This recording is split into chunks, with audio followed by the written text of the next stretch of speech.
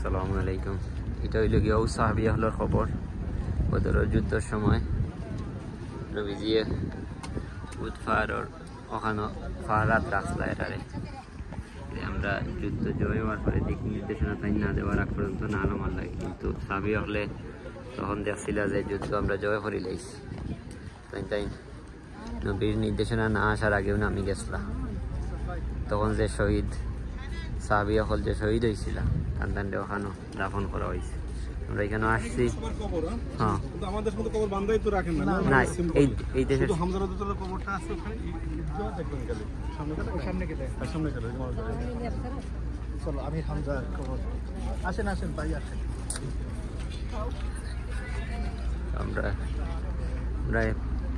নেককার আমলদার এক বাইরে পাইছি, মাশাআল্লাহ আমাদের অনেক অনেক দিক নির্দেশনা দিতেছে, না হইলে তো আসলে আমরা এত কিছু জানলাম না।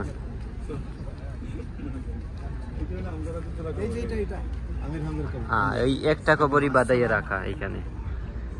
আর এই দেশের সিস্টেম আমাদের সিস্টেমের মতো না যে কবর আলাদা করা, চিহ্ন করা।